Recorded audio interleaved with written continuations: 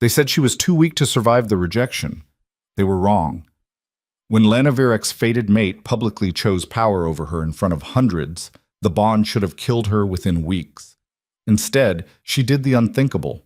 She walked into enemy territory alone, collapsing at the feet of the most ruthless alpha in the north. What happened next shattered centuries of pack law and proved that the woman everyone underestimated was the most dangerous wolf they'd ever seen. If you want to see how a rejected outcast became the most feared Luna in the frontier, stay until the end. Drop your city in the comments and smash that like button. The Ridge was trying to kill her. Lena Virek knew this with the kind of clarity that comes when your body has been shutting down for 3 weeks and your wolf hasn't spoken to you in 5 days. The rocks under her boots were slick with ice, the wind cut through her coat like it wasn't there. And somewhere behind her, maybe 2 miles, maybe 10, the scouts from her old pack had finally given up the chase, or they'd assumed she was already dead. Smart Money was on dead. Her hands were numb. She couldn't feel her feet anymore. The world had narrowed to the next step, and the one after that, and the dim understanding that if she stopped moving, she would freeze before dawn. The bond scar across her chest burned like a hot wire pressed into bone, pulsing with every heartbeat, reminding her that this slow, vicious unraveling, was what happened when your fated mate rejected you in front of 300 witnesses and then refused to finish the severance. Darius Kane hadn't just rejected her. He'd left her to rot. The shattered bond was killing her degree by degree, and he knew it. They all knew it. That was the point. Lena stumbled, caught herself on a boulder, and tasted blood. She didn't remember biting her tongue. Didn't remember much of the last hour, actually. Just cold. Just the pull of the ridge, the insane idea that had sounded almost reasonable 2 days ago when she'd packed the small bag and slipped out of the healer's cabin in the dark. Cross the knife ridge. Reach the hail pack territory. Beg for asylum if you have to. Die on your feet if you can't. Anything was better than dying in that cabin, listening to the pitying whispers outside the door. Her vision blurred. She blinked hard, forced her eyes to focus, and saw it, just ahead, maybe 50 yards down the slope, the border marker. A cairn of stacked stones, weathered and ancient, standing like a silent guardian between territories. Beyond it, the land opened into a valley, and she could just make out the glow of firelight in the distance. The Hail Pack. Rowan Hale's domain. Everyone said he was cruel, unforgiving. A hard man who ruled the northern frontier with an iron fist and didn't tolerate weakness. Her own pack had fought border skirmishes with his people for a decade, back when Darius still cared about things like honor and territory. She didn't care. She just needed to cross that line before her legs gave out. 20 yards, 10, 5. The world tilted. Lena's boot caught on a root she didn't see, and suddenly she was falling, the ground rushing up to meet her, her shoulders slamming into frozen earth with a crack that knocked the air from her lungs. She rolled, tumbled, slid the last few feet on her side, and came to a stop in a graceless heap right at the base of the cairn. She tried to push herself up. Her arms wouldn't cooperate. Get up, she thought. You didn't come this far to die 3 feet from the border. Her body had other ideas. The cold was inside her now, spreading from her core, and she realized with a strange, distant calm that this might be it. She'd made it farther than anyone thought she would. Farther than she'd thought she would, if she was honest. That had to count for something. She closed her eyes. The darkness was warm, at least. Voices pulled her back. Said she just collapsed? Right at the marker. Been there maybe 10 minutes. Is she breathing? Barely. Lena tried to open her eyes. Managed it halfway. The world was a blur of shapes and shadows, firelight flickering against the trees, and then a face. Angular, hard-edged, with pale eyes that cut through the dark like a blade. Can you hear me? She tried to answer. Nothing came out but a rasp. The man? Alpha, her instinct screamed. Alpha, Alpha, Alpha. Leaned closer, and she saw the sharp lines of his jaw, the scar that ran from his temple to his cheekbone, the way his mouth was set in a grim line. He wasn't young, wasn't old, just unyielding, like the ridge itself had carved him from stone. Get the healer, he said, not looking away from her. And someone find out what pack she's from. Con pack, another voice said. Male. Uncertain. That's their mark on her jacket. Silence. Then the Alpha's voice, low and dangerous. Darius Kane let one of his people cross the knife ridge alone? Looks like it. A pause. Lena felt fingers at her throat, checking her pulse, and then the Alpha swore under his breath. She's got a bond scar, he said. Fresh, incomplete. She's rejected? Worse, it's still active. It's draining her. Someone inhaled sharply. Lena wanted to laugh. Or cry. She wasn't sure which. The bond had been draining her for 23 days. This wasn't news. This was just her life now. Until it wasn't. Why would she come here? The first voice asked. The Alpha didn't answer. He was still looking at her, and Lena realized through the haze that his eyes weren't cold. They were assessing, reading her the way you'd read a map or a weather pattern, trying to understand the terrain. Because she's not stupid, he said finally. She knew she was dying, so she made a choice. He stood, and Lena felt the ground shift as he gave orders. Bring a stretcher, get her inside, don't touch the bond scar, move now. And then she was being lifted, carefully, and carried through the trees toward the firelight. She drifted. When she surfaced again, she was inside, warm. There was a blanket over her, rough wool that smelled like pine smoke, and a fire crackling somewhere close. Her chest still burned, but the cold had receded, and she could feel her fingers again. Small victories. Drink this. A hand slid under her head, tilting it up, and a cup touched her lips. She drank without thinking, water, cool and clean, and nearly choked. Easy, the voice said. The Alpha. Rowan Hale. She was sure now. You're safe. You're in Hale territory. No one's going to hurt you. She believed him. She didn't know why, but she did. The bond, she managed. Her voice sounded like gravel.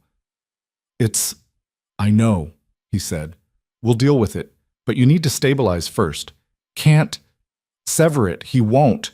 I know, Rowan said again, and there was something in his voice that made her open her eyes fully for the first time. He was crouched beside the cot she was lying on, one arm resting on his knee, watching her with the same careful assessment as before.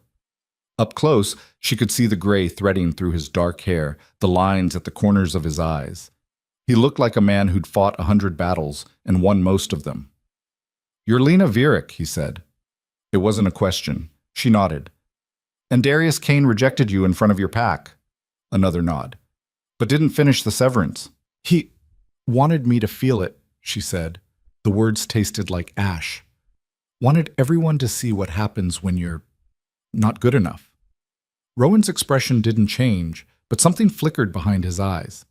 Anger, maybe. Or disgust. That's not pack law, he said. That's cruelty. Lena laughed. It hurt. Tell him that. I will, Rowan said, and she believed that too. He stood, gestured to someone she couldn't see. Mara will look after you. Rest. Eat. We'll talk when you're stronger. Why? Lena asked. The question came out before she could stop it. Why are you helping me? Rowan paused at the door, looked back. Because you walked across the knife ridge alone, he said. And you're still breathing. That's not weakness. That's a choice. He left. Lena stared at the ceiling, at the rough beams and the firelight dancing across them, and felt something shift in her chest. Not the bond. Something else. Something that had been buried under months of humiliation and pain and the crushing weight of rejection. Anger. Clean. Sharp. Useful. She wasn't going to die here. She was going to survive. Well, the days blurred together. Mara, the healer, was a woman in her 50s with iron-gray hair and hands that never stopped moving. She checked the bond scar twice a day, applied salves that smelled like mint and something bitter, and asked questions Lena didn't always want to answer. How long since the rejection? 24 days. And he knows the bond's incomplete? Yes. Has he made any attempt to sever it? No. Mara's mouth tightened, but she didn't comment, just made notes in a leather-bound journal and adjusted the bandages. On the third day, Lena managed to sit up without the room spinning. On the fifth, she walked to the window and looked out at the valley below, a sprawl of cabins and training yards and the distant line of the forest. The Hale pack was bigger than she'd expected, more organized. There were children playing in the square, guards patrolling the perimeter, smoke rising from a dozen chimneys. It looked stable. Safe. Nothing like the chaos Darius had let fester in the Kane pack. "You're looking better," Mara said from the doorway. Lena turned. "I don't feel better." "You're standing. That's progress." "The bond's still—" "I know." Mara crossed the room, set a tray on the table. Bread, stew, tea. "But you're not dying today, or tomorrow. We're buying time." "For what?" Mara hesitated, then said, "Rowan's looking into severance options. Legal ones." Lena stared. "He can't. Darius is the bondholder. Only he can—" "There are old laws," Mara interrupted. "Forgotten laws. Rowan's digging them up." "Why?" "Because he's an alpha," Mara said simply. "And you're in his territory. That makes you his responsibility." Lena didn't know what to say to that. In the Kane pack, responsibility meant control, ownership. Darius had made that clear. But Rowan wasn't Darius. She ate the stew. It was good. Better than good. She hadn't realized how hungry she was until the first bite. "Thank you," she said. Mara smiled. "Thank Rowan. He's the one who sent me." But Rowan came to see her on the 7th day. Lena was outside, sitting on the steps of the healer's cabin, watching the pack move through their routines, training drills, patrol changes, the easy rhythm of a community that knew its place. She felt like a ghost, watching from the outside. "You're out of bed," Rowan said. She looked up. He was in work clothes, plain shirt, worn jeans, boots caked with mud. He looked tired. "I was going crazy in there," she said. He nodded, sat down beside her. Not too close, respectful of her space. "How's the pain?" "Manageable." "Don't lie to me." Lena blinked, caught off guard by the bluntness. "It's bad," she admitted, "but I've had worse." "I doubt that," Rowan said. They sat in silence for a moment. Lena watched a group of young wolves sparring in the yard, their movements sharp and controlled. She used to train like that before Darius, before everything. "I found something," Rowan said. "In the old pack accords, a clause about incomplete bonds." Lena's heart kicked. "What kind of clause?" "If a bondholder refuses to sever and the bond is causing active harm, a third-party alpha can petition for intervention. It's rare. Hasn't been used in decades, but it's there." Darius would never agree. "He doesn't have to," Rowan said. "The petition goes to the council. If they rule in your favor, the bond gets severed by force." Lena stared at him. "You'd do that? Go up against Darius for someone you barely know?" Rowan met her eyes. "Yes." "Why?" "Because it's the right thing to do," he said. "And because Darius is a piece of shit who doesn't deserve to call himself an alpha." Lena laughed. It startled both of them. But it felt good. Real. "You don't pull punches," she said.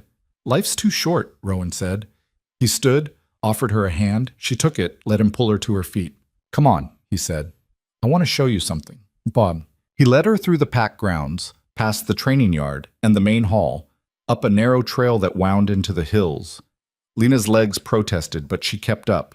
She wasn't going to show weakness, not now. They stopped at a clearing overlooking the valley. The view was breathtaking, mountains in every direction, the sky wide and endless, the pack settlement far below like a scattering of toys. "This is where I come when I need to think," Rowan said, "when the noise gets too loud." Lena turned in a slow circle, taking it in. "It's beautiful." "It is," he agreed. "But it's also a reminder." "Of what?" "That we're small," Rowan said. "The packs, the politics, the power struggles. In the end, we're just small pieces of something much bigger. And if we forget that, we lose perspective." Lena looked at him. "Is that what happened to Darius? He lost perspective?" "Darius lost his spine," Rowan said bluntly. "He cares more about what people think than what's right. That's not leadership, that's cowardice." "He used to be different," Lena said quietly. "When we were younger. Before he became alpha. He was kind. Ambitious, but kind." "Power changes people," Rowan said. "Shows you who they really are." "And who are you?" Lena asked. Rowan smiled, sharp and brief.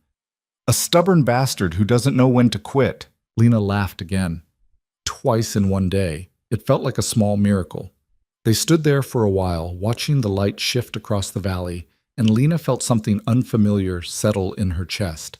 Not hope, exactly, but maybe the possibility of hope. "I'm going to file the petition," Rowan said. "Tomorrow. It'll take a few weeks for the council to review, but I think we have a shot." "And if Darius challenges it?" "Then we deal with it," Rowan said, "one step at a time." Lena nodded. "Thank you," she said. "For this. For all of it." "Don't thank me yet," Rowan said. "This is just the beginning." He was right.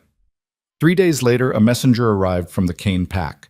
Lena was in the healer's cabin when Mara came in, her face tight. "Darius sent a formal demand," she said. "He wants you returned." Lena's stomach dropped. "On what grounds?" "Says you're still bound to him. Says you're his responsibility." "That's bullshit," Lena said. "He rejected me. He doesn't get to claim responsibility now." "Rowan's already drafting a response," Mara said. "But you should know Darius is threatening legal action. Maybe worse." Lena stood, paced to the window. Her hands were shaking. "He's not going to let this go." "No," Mara agreed. "He's not." "Because it makes him look weak," Lena said. "A rejected mate who ran to his enemy. He can't tolerate that." Mara didn't argue. Lena pressed her forehead against the glass, closed her eyes. The bond scar pulsed, a dull ache that never quite left. She'd thought crossing the ridge would be the hard part. She'd been wrong. The hard part was what came next. That night, Rowan called a meeting in the main hall. Lena wasn't invited, but she heard about it from one of the younger wolves who brought her dinner. "Alpha's telling everyone about the petition," the girl said. Her name was Sarah, and she couldn't have been more than 17. "Says Darius is going to fight it. Says we need to be ready." "Ready for what?" Lena asked. Sarah shrugged. "War, maybe, or something close to it." Lena's chest tightened. "This is my fault." "No," Sarah said firmly. "This is Darius Kane's fault. Everyone knows it. Does Rowan know it might come to that? War?" "Alpha knows everything," Sarah said, with the kind of blind confidence only the young could muster. "And he doesn't back down, not for anyone." After she left, Lena sat on the edge of the bed, staring at her hands. She'd come here to survive, not to start a war, not to drag an entire pack into a conflict because she couldn't handle her own broken bond, but she didn't know how to stop it. The next morning, she went to find Rowan. He was in his office, a small cluttered room in the main hall, stacked with maps and books and papers. He looked up when she knocked, waved her in. "I heard about the meeting," Lena said. "Word travels fast. Sarah told me. She said Darius might retaliate." Rowan leaned back in his chair, studied her. "He might." "Then maybe I should go back," Lena said. The words came out before she could stop them. "Before this gets worse." "No." "Rowan." "No," he said again, harder this time. "You're not going back to die just to keep the peace. I don't want your pack to suffer because of me." "My pack can handle themselves," Rowan said. "And you're not the problem. Darius is." "But if I—" "Lena." He stood, came around the desk, and she realized how close he was. Close enough that she could see the gold flecks in his pale eyes, the tension in his jaw. "You walked across the knife ridge because you chose to live. Don't waste that choice now by giving up." "I'm not giving up," she said. "I'm trying to protect you." "I don't need protecting," Rowan said. "What I need is for you to trust me. Can you do that?" Lena hesitated, then nodded. "Good," Rowan said. "Because we're going to win this, one way or another." The council's response came 2 weeks later. They agreed to hear the petition. Lena was sitting in the healer's cabin when Mara brought her the news, and for a moment she couldn't breathe. The bond scar flared, hot and vicious, and she doubled over, gasping. "Easy," Mara said, guiding her to the bed. "Breathe, in and out." Lena forced air into her lungs, forced the pain down. "When's the hearing?" 2 months, Mara said. "They're giving Darius time to prepare a defense." 2 months, Lena repeated. 2 months of living with the bond. 2 months of waiting. She could do 2 months. She had to. The weeks crawled by. Lena grew stronger. Not all the way, the bond made sure of that, but enough to walk without collapsing, enough to help in the kitchens or the gardens. The pack didn't treat her like an outsider. They treated her like someone recovering from an injury, which she supposed she was. Rowan checked in every few days, sometimes with updates on the petition, sometimes just to talk. He was easy to be around, Lena realized. He didn't demand anything, didn't pry, just existed in the same space, solid and steady. One evening, they were walking the perimeter when she asked him, "Do you ever regret it, taking me in?" "No," Rowan said. "Why would I?" "Because it's complicated," Lena said. "Because Darius won't let it go." "Darius is a bully," Rowan said. "Bullies always push until someone pushes back. I don't mind being the one who pushes." Lena smiled. "You're not what I expected." "What did you expect?" "Someone cold, ruthless. The stories make you sound like—" She trailed off. "A tyrant?" Rowan supplied. "Something like that." He laughed, low and rough. "I'm hard when I need to be, but I'm not cruel. There's a difference." "Darius never learned that," Lena said quietly. "No," Rowan agreed. "He didn't." They walked in silence for a while, and Lena felt the bond scar pulse, a reminder that she was still tethered to a man who'd thrown her away like garbage. But she also felt something else, something that had nothing to do with fate or bonds or destiny. She felt seen, and that was enough, for now. The first real test came on a Tuesday. Lena was in the garden behind the healer's cabin, pulling weeds from the herb beds, when she heard the commotion. Voices raised, the sharp bark of orders. She straightened dirt under her fingernails and saw a cluster of wolves gathering near the main gate. Mara appeared at her elbow. "Stay here." "What's happening?" "Pack scouts," Mara said. "At the border." Lena's stomach dropped. "How many?" "3, maybe 4. Mara's hand closed on her arm. "Lena, stay. Here." But Lena was already moving. She reached the gate just as Rowan did. He was in full alpha mode, shoulders squared, jaw set, every line of his body radiating controlled danger. The scouts stood on the other side of the border marker, close enough to see but not close enough to cross. 3 men, 1 woman, all wearing the Pack colors.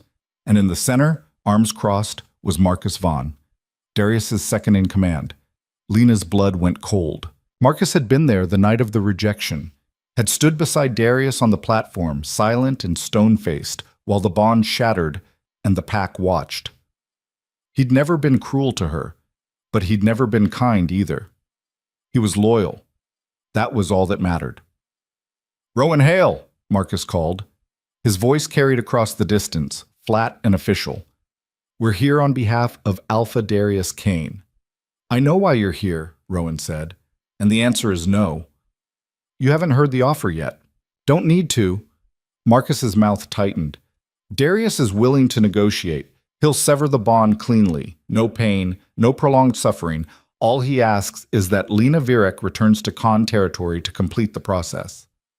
Lena felt every eye turn toward her. She stepped forward, ignoring Mara's hiss of protest, and met Marcus's gaze across the distance. "No," she said. Marcus blinked. "Lena." "I said no."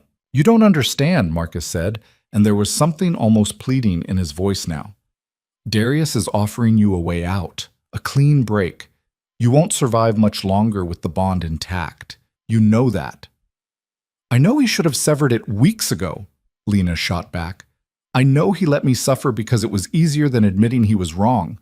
So no, Marcus, I'm not going back." "This isn't about pride," Marcus said. "This is about survival." "Then he should have thought of that before he rejected me in front of 300 people. The silence that followed was sharp enough to cut. Marcus looked at Rowan. "She's not thinking clearly. The bond is affecting her judgment." "Her judgment is fine," Rowan said, "and she gave you her answer." "Darius won't accept this. He doesn't have a choice." Marcus's expression hardened. "You're making a mistake, Hale. Darius has been patient, but if you push this, if you force the council hearing, he will retaliate." "Let him try," Rowan said. For a long moment, no one moved. Then Marcus turned on his heel, gestured to the other scouts, and they disappeared into the trees. Lena let out a breath she didn't know she'd been holding. Rowan turned to her. "Inside, now!" The office was too small for the anger radiating off him. Rowan paced, hands clenched, while Lena stood by the door and tried not to flinch. You shouldn't have been out there, he said. I had a right to be. You had a right to stay safe, Rowan snapped. If Marcus had crossed that line, he wouldn't have. You don't know that. I know Marcus, Lena said. He follows orders. He doesn't improvise. Rowan stopped pacing, looked at her. That's not the point. Then what is? The point is you're not expendable, Rowan said, and the words came out rough, almost raw. You matter, and I need you to start acting like it. Lena stared at him. No one had ever said that to her before. Not like that. Not like they meant it. I'm not trying to be reckless, she said quietly, but I'm not going to hide either. This is my fight, Rowan.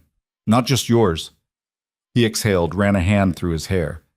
I know. But if something happens to you while you're under my protection, nothing's going to happen. You can't promise that. Neither can you, Lena said, but I trust you anyway. That stopped him. He looked at her for a long moment, and something shifted in his expression, something softer. You're stubborn, he said. So are you. A ghost of a smile. Fair enough. He crossed to the desk, braced his hands on it. Darius is escalating. The offer was a test. He wanted to see if you'd break. I didn't. No, Rowan agreed. You didn't. But that means he's going to try something else, something worse. Lena's chest tightened. Like what? I don't know yet, Rowan said, but we need to be ready. The pack started training harder after that. Lena watched from the edges, her body still too weak for combat drills, but her mind cataloging every move, every formation. Rowan ran them through scenarios, border breaches, ambushes, coordinated attacks. He was methodical, relentless, and the pack responded with the kind of discipline that came from absolute trust. She envied that, the trust, the certainty. In the Kane pack, people had followed Darius out of fear or ambition. Here, they followed Rowan because he'd earned it. On the fourth day, Sarah found her sitting on the steps of the training yard. You should join us, the girl said. Lena shook her head. I'm not strong enough. You don't have to fight, Sarah said. But you could learn the formations, strategy. That's half the battle anyway. Lena hesitated, then nodded. Sarah grinned, grabbed her hand, and pulled her into the yard. Rowan raised an eyebrow when he saw her but didn't comment. Just adjusted the drill to include her, walking her through the basics, where to stand, how to read the field, when to fall back. It was humbling. She'd been a decent fighter once, before Darius, before the bond. Now she felt like a novice. But she learned. And when the session ended, Rowan caught her arm. You did good. I barely kept up. You kept up, he said. That's what matters. Lena looked at him, at the sweat on his brow and the dirt on his boots, and felt something warm unfold in her chest. Gratitude? Maybe. Or something closer to respect. Thank you, she said. For what? For not treating me like I'm broken. Rowan's expression softened. You're not broken, Lena. You're healing. There's a difference. The council's formal summons arrived 3 weeks later. Lena was in the kitchens when Mara came to get her, her face pale. Rowan needs you. Now! She found him in the main hall, a letter spread on the table in front of him. He didn't look up when she entered. What is it? She asked. The hearing's been moved up, Rowan said. 2 weeks instead of 2 months. Lena's heart kicked. Why? Darius filed a counterpetition. He's claiming you fled under duress, that I'm holding you against your will. That's insane. It's strategy, Rowan said. He's trying to frame this as a kidnapping instead of a rescue. If the council believes him, they'll rule in his favor and force you back. Lena sank into a chair. So what do we do? We prove he's lying, Rowan said. We show the council exactly what he did to you, the incomplete bond, the suffering, all of it. They won't care, Lena said. They'll see a rejected mate and a territorial dispute. That's all this is to them. Then we make them care, Rowan said. He looked at her, his eyes fierce. You're going to testify in front of the council, and you're going to tell them everything. Lena's breath caught. Rowan, I know it's hard, he said, but it's the only way. She thought about standing in front of the council, alphas from a dozen packs, all of them watching, judging. Thought about reliving the rejection, the humiliation, the slow burn of the bond eating her alive. Thought about Darius sitting across from her, smug and untouchable. "I'll do it," she said. Rowan's shoulders relaxed. "You're sure?" "No," Lena admitted, "but I'll do it anyway." The next 2 weeks were a blur. Rowan prepared her for the hearing, what to say, how to say it, what questions to expect. He was patient but firm, pushing her to be precise, to stay calm, to not let Darius rattle her. "He'll try to make you look unstable," Rowan said during one session. "Emotional, irrational. Don't give him the ammunition." "How do I do that?" Lena asked, "when everything he did was designed to break me?" "You focus on the facts," Rowan said. "The timeline, the bond scar, the witnesses. Let the evidence speak for itself." It sounded simple. It wasn't. At night, Lena lay awake, her mind spinning through worst-case scenarios. What if the council sided with Darius? What if they forced her back? What if the bond killed her before she ever got the chance to fight? The bond scar pulsed, a constant reminder that time was running out. On the 10th day, she broke. She was alone in the healer's cabin when the pain spiked, sharp and vicious, like claws raking through her chest. She gasped, doubled over, and felt the world tilt. Her wolf, silent for weeks, stirred weakly, a flicker of presence that vanished as quickly as it came. She didn't remember falling, just the cold floor against her cheek and the sound of her own ragged breathing. When she opened her eyes, Rowan was there. He was kneeling beside her, one hand on her shoulder, his face tight with something that looked like fear. "Lena, can you hear me?" She nodded, barely. "The bond?" he asked. "Yeah." He swore, low and vicious, and scooped her up like she weighed nothing. She wanted to protest, but her body wouldn't cooperate. He carried her to the bed, set her down carefully, and called for Mara. The healer arrived within minutes, her bag already in hand. She worked quickly, checking Lena's pulse, examining the scar, applying a salve that smelled sharp and medicinal. "It's accelerating," Mara said quietly. "The incomplete bond is destabilizing." "How long?" Rowan asked. Mara hesitated. "A month. Maybe less." Lena closed her eyes. "A month." She'd known it was coming, but hearing it out loud made it real. "The hearing's in 4 days," Rowan said. Will she make it?" "If she rests," Mara said, "and if the bond doesn't spike again." "It will," Lena said. Her voice came out hoarse. "It always does." Rowan's jaw tightened. "Then we move faster." The hearing was held in neutral territory, a clearing halfway between the Kane and Hale lands, where the council convened for disputes. 7 alphas sat in a semicircle, their expressions ranging from bored to skeptical. Darius stood on one side, flanked by Marcus and 2 other advisors. Rowan stood on the other, with Lena beside him. She'd dressed carefully that morning. Simple clothes, nothing flashy, her hair pulled back to show the bond scar clearly. Rowan had told her to make them see the damage, to make it impossible to ignore. The head counselor, an older alpha named Garrett, called the session to order. "We're here to address the petition filed by Alpha Rowan Hale regarding the incomplete bond between Lena Vierek and Alpha Darius Kane," Garrett said. His voice was dry, bureaucratic. "Alpha Kane, you have the floor." Darius stepped forward. He looked every inch the powerful Alpha, tall, broad-shouldered, his dark hair perfectly styled. He smiled, easy and confident. "Thank you, Counselor," he said. "This petition is based on a fundamental misunderstanding. Lena Vierek chose to leave my pack of her own accord. I did not force her out. And while I regret the circumstances of our bond's end, I have offered repeatedly to sever it cleanly. She has refused." Lena's hands clenched. "Furthermore," Darius continued, "I believe she is being manipulated by Alpha Hale, who has a well-documented history of antagonism toward my pack. This is not about Lena's well-being. This is about undermining my authority." Rowan's expression didn't change, but Lena felt the anger radiating off him. Garrett looked at Rowan. "Your response?"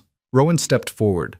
"Lena Vierek came to my territory because she was dying, because Alpha Khan rejected her publicly, refused to complete the severance, and left her to suffer. She didn't flee. She survived, and she has every right to seek protection under pack law." "She's still bonded to me," Darius said. "That makes her my responsibility." "You forfeited that responsibility when you rejected her," Rowan shot back. I offered to fix it. By forcing her to return to the place where you humiliated her? Rowan's voice was hard. That's not a solution. That's a power play. Darius's smile slipped. You're making this personal, Hale. You made it personal the moment you let her walk across the knife ridge alone. Garrett raised a hand. Enough. We'll hear from Lena Virek. Lena's heart slammed against her ribs. She stepped forward, felt every eye in the clearing lock onto her. Garrett's gaze was neutral. Miss Virek, tell us in your own words what happened. She took a breath.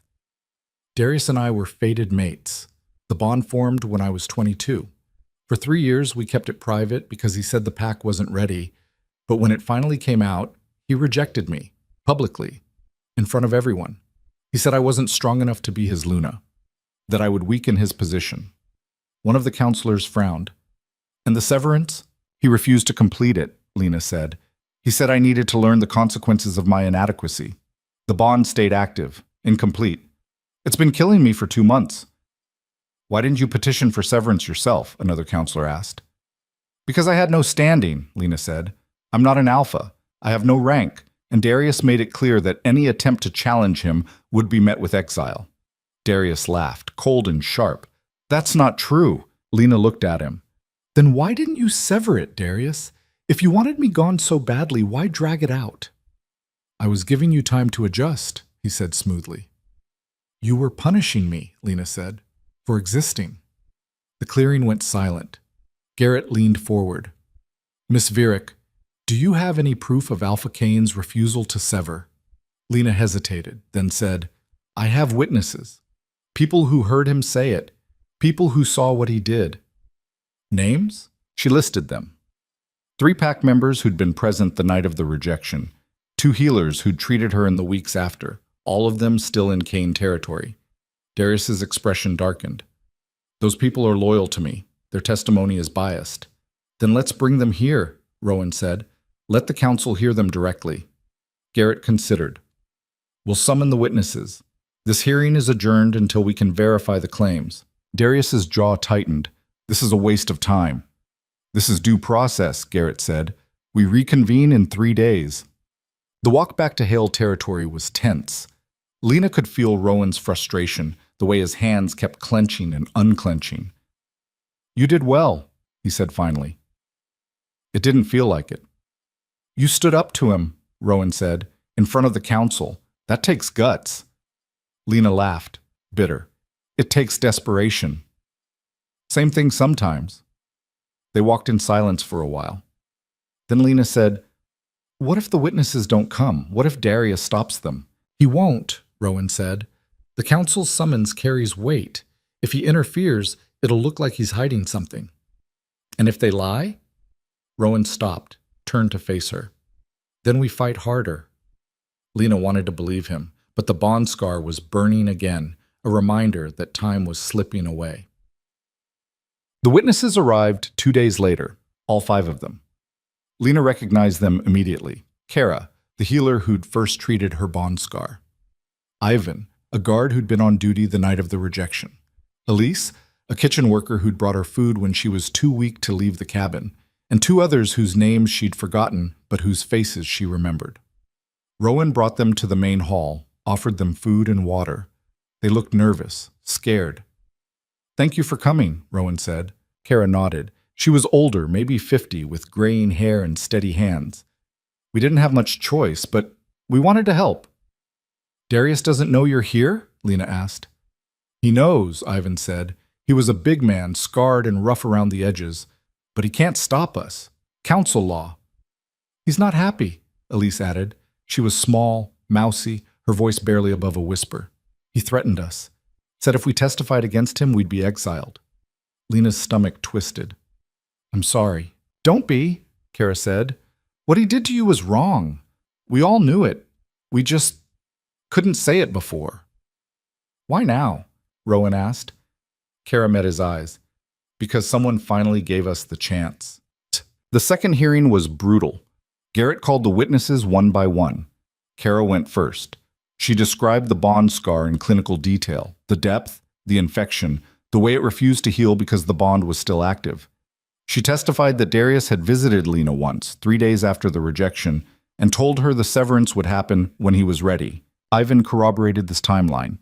Described the night of the rejection, the way Darius had stood on the platform and announced that Lena was unfit to stand beside an alpha.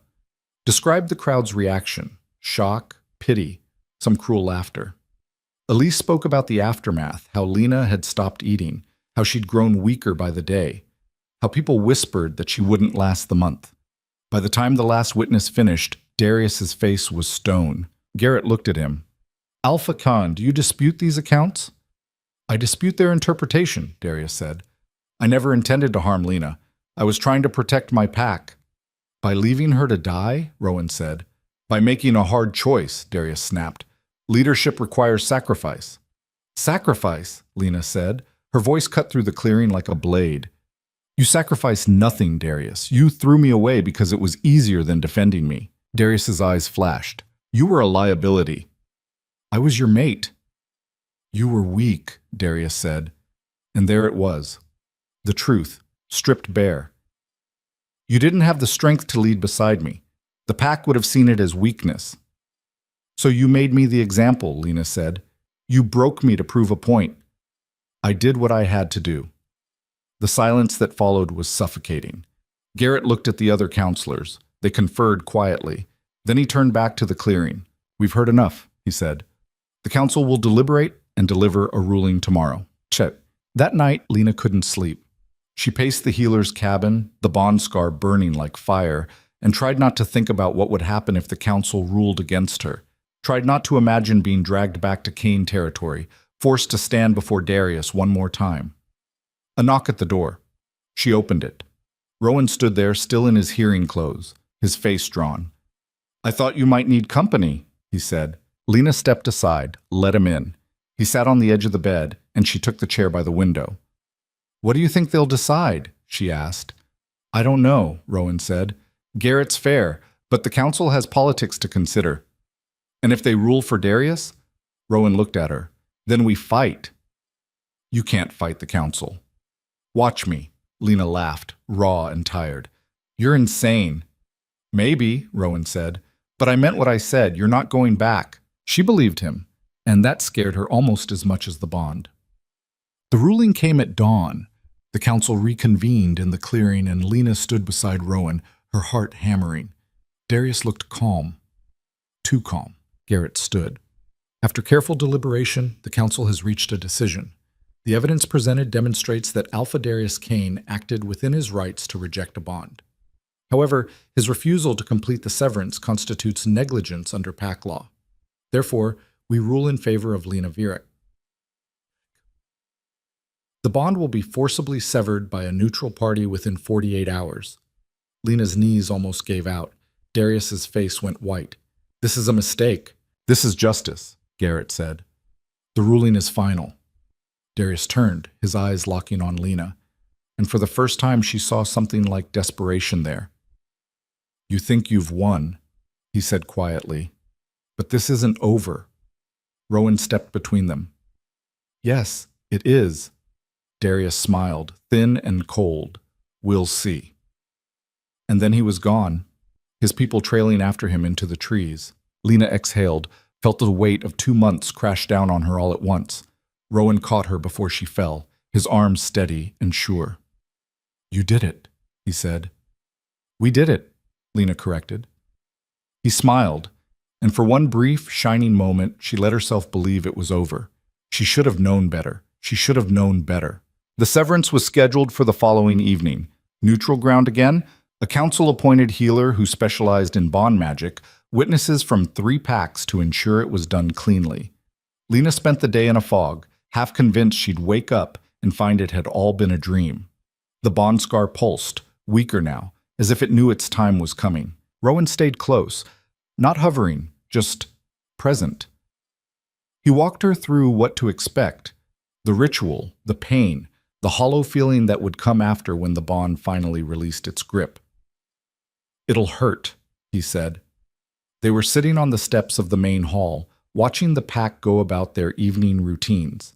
The sun was setting, painting everything in shades of gold and amber. Worse than anything you've felt so far, but it'll be fast, and then it's over. And then I'm free, Lena said. Yeah. She looked at him, at the way the fading light caught the sharp line of his jaw, the scar that bisected his temple. He'd fought for her, risked everything, and she still didn't fully understand why. Thank you, she said, for everything. Rowan's expression softened. You don't need to thank me. I do, Lena said. You didn't have to help me. You could have turned me away at the border.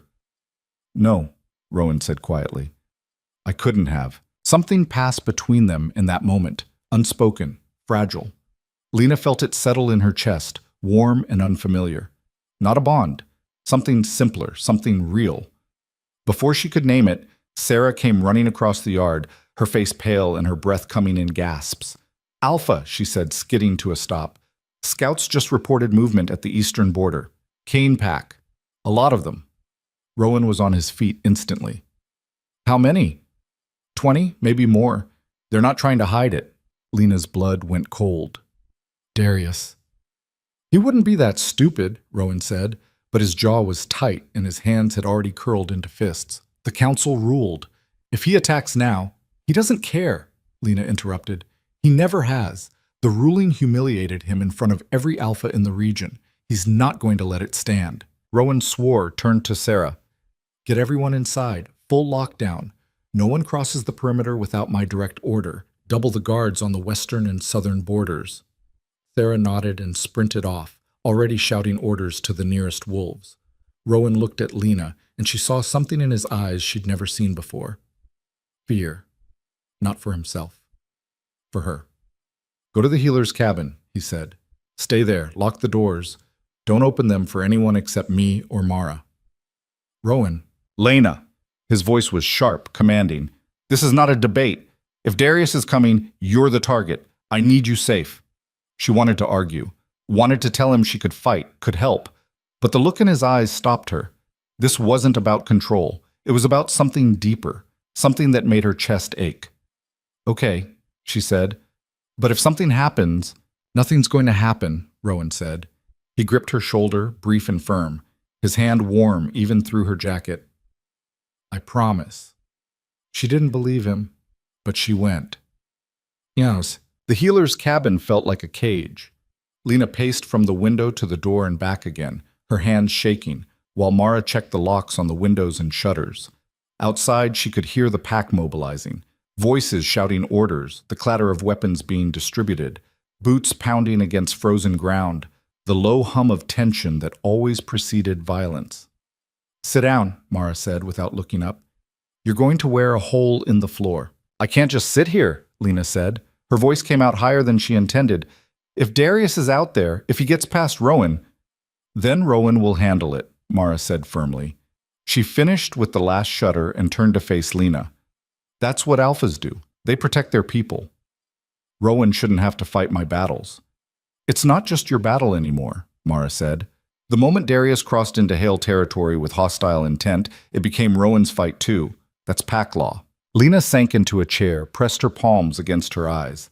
The bond scar throbbed, a dull ache that had been her constant companion for so long she'd almost forgotten what it felt like to be without it. Almost.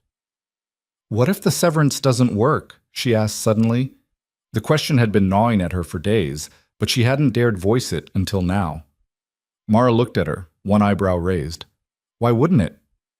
What if Darius fights it? What if he refuses to let go? He can't, Mara said.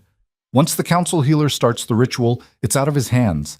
The bond will sever whether he wants it to or not. That's how the magic works. But what if... A howl split the night, long and mournful and much too close. Lena was on her feet before she realized she'd moved. Mara grabbed her arm. Don't. That was close, Lena said. Her heart was slamming against her ribs. Too close. Another howl, and then the sound of breaking glass somewhere in the distance. Shouts. The sharp crack of something wooden splintering. Mara's face went white. Stay here. Don't move. She disappeared into the back room where she kept her supplies. Lena stood frozen in the middle of the cabin, every instinct screaming at her to run, to hide, to do something. The bond scar flared, hot and vicious, and for a moment she couldn't breathe. Then the door exploded inward. Lena stumbled back, her shoulder hitting the wall, her heart in her throat. 3 wolves filled the doorway, all cane pack, their eyes glowing amber in the dim light, their lips pulled back to show teeth. And behind them, stepping through the wreckage like he owned the place, was Darius. He looked the same, tall, handsome, perfectly composed. Dark hair swept back from his face, broad shoulders filling out his jacket, every inch the powerful alpha. Except now there was something wild in his eyes, something unhinged that she'd never seen before. "Hello, Lena," he said. His voice was calm. Too calm. She couldn't speak, couldn't move. Her body had locked up, every muscle frozen. Darius smiled. "You didn't really think I'd let you go, did you?" "The council ruled," Lena managed. Her voice came out thin and shaky. "You can't—" "The council doesn't rule me," Darius said. He stepped closer, glass crunching under his boots. The 3 wolves fanned out, blocking any possible escape route. "I told you this wasn't over. Did you think I was bluffing?" "Rowan will—" "Rowan is busy," Darius interrupted. "My people are keeping him occupied on the western perimeter. A lovely little distraction. By the time he realizes where I really am, you'll be long gone." Lena's stomach dropped. It was a diversion. The eastern border movement had been a decoy, and she'd walked right into it. "This is kidnapping," she said, forcing strength into her voice. The council will do nothing," Darius said, "because you're going to come with me willingly. You're going to tell them you changed your mind, that you realized you belong with your true mate, that Rowan coerced you, manipulated you, took advantage of your weakened state." "I'd rather die." Darius's smile disappeared. His hand shot out faster than she could track, closing around her throat, and he slammed her back against the wall. Her feet left the floor. She clawed at his wrist, gasping, but his grip was iron. "That can be arranged," he said softly. His face was inches from hers, and she could see the rage burning behind his eyes. "I gave you a choice, Lena. I was going to be merciful, but you just keep fighting." "Go to hell," Lena choked out. Still defiant, Darius said, almost conversational. "You always were stubborn. It's one of the things I hated most about you." "Good," Lena rasped.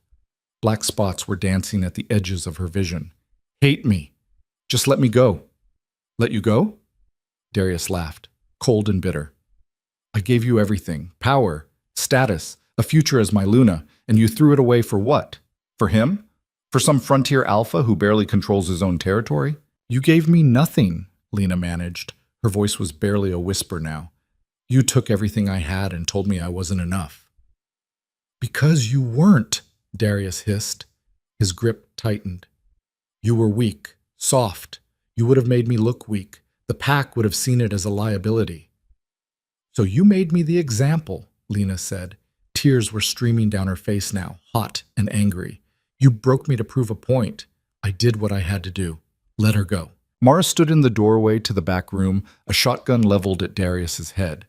Her hands were steady, her eyes cold. Darius looked over his shoulder and laughed. "You're not going to shoot me, old woman." "Try me," Mara said. For a long, tense moment, no one moved. The 3 wolves shifted, growling low in their throats. Darius's hand was still around Lena's throat, but his attention was divided now. "You have 3 seconds to let her go," Mara said. 1. "Or what?" Darius said. "You'll shoot me in front of witnesses? That's execution. The council will have your head." 2. "You don't have the spine." 3. Darius sighed. "Fine.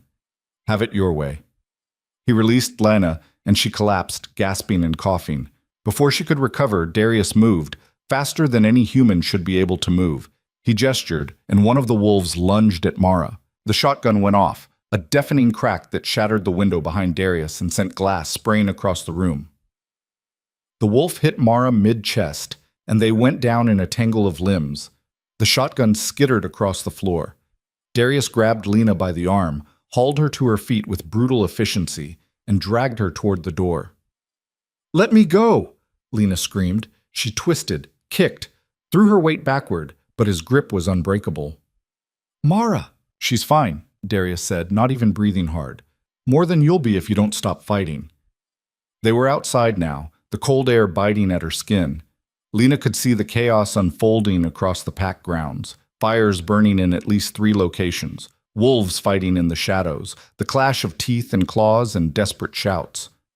Rowan was nowhere in sight. Darius dragged her toward the tree line, and Lena knew with horrible certainty that if he got her across the border into Kane territory, it was over. The council wouldn't intervene in internal pack matters. Rowan couldn't follow without declaring war. She'd be trapped. She did the only thing she could think of. She bit down on Darius's hand as hard as she could, tasting blood. He roared, a sound more animal than human, and his grip loosened just enough. Lena wrenched free and ran. She didn't have a plan. Didn't have a weapon. Just raw, animal panic driving her legs. She could hear Darius behind her, his footsteps heavy and fast, his breathing harsh. But she didn't look back. She just ran, weaving between trees, her lungs burning. The bond scar exploded with pain, white-hot and vicious, and she stumbled. Caught herself on a low branch. Kept going. Her wolf stirred somewhere deep inside, weak, barely there, but present. For the first time in weeks. Shift, she thought desperately. Please, come on, shift. Nothing. The wolf was too weak, the bond damage too severe. Darius's hand closed on her shoulder, spun her around with enough force to make her teeth rattle, and slammed her into a tree trunk. Her head cracked against the bark, and the world went white with pain. When her vision cleared, he was inches from her face, his eyes wild. "You can't run from me," he said. His voice was rough, ragged. "You can't hide. You're mine, Lena. The bond says so. Fate says so. You've always been mine." "No," Lena said. Blood ran down her temple, warm and wet, dripping into her eye. "I was never yours. You threw me away, remember?" Darius's eyes flashed. "Then you're nothing." He raised his hand, to strike her, to drag her away, she didn't know. And then something massive and silver hit him from the side like a freight train. Lena hit the ground hard, rolled, scrambled to her knees, and looked up to see Rowan, not human anymore, but wolf, huge and snarling and furious, tearing into Darius with a ferocity that made the air vibrate. Darius shifted mid-fall, his human form blurring into his wolf, and suddenly there were 2 massive wolves locked in combat, teeth snapping for throats, claws raking flesh, blood spraying across the frozen ground. Lena scrambled backward, her heart in her throat, unable to look away. "Lena!" Someone grabbed her arm. Sarah, her face streaked with soot and dirt, her eyes wide. "We have to go, now!" "Rowan, he's got this," Sarah said, already pulling her to her feet. "But we need to get you out of here before more of them show up." Lena let herself be pulled away, but she couldn't stop looking back. Rowan and Darius were evenly matched, both alphas, both powerful, both fighting with everything they had. But Darius fought dirty, going for the eyes and the soft belly, while Rowan fought like he had something to lose. They reached the main hall. Inside, the pack had barricaded the doors and windows, and wounded wolves were being treated on makeshift cots dragged in from storage. The air smelled like blood and smoke and fear. Mara was there, blood on her sleeve but alive, barking orders at 2 younger healers. "Thank the stars," she said when she saw Lena. She grabbed Lena's face, turned it to check the gash on her temple. "Are you hurt? Besides this?" "I'm fine," Lena lied. Her head was pounding, her vision kept blurring at the edges, and the bond scar felt like it was trying to claw its way out of her chest from the inside. "Rowan's still out there, with Darius.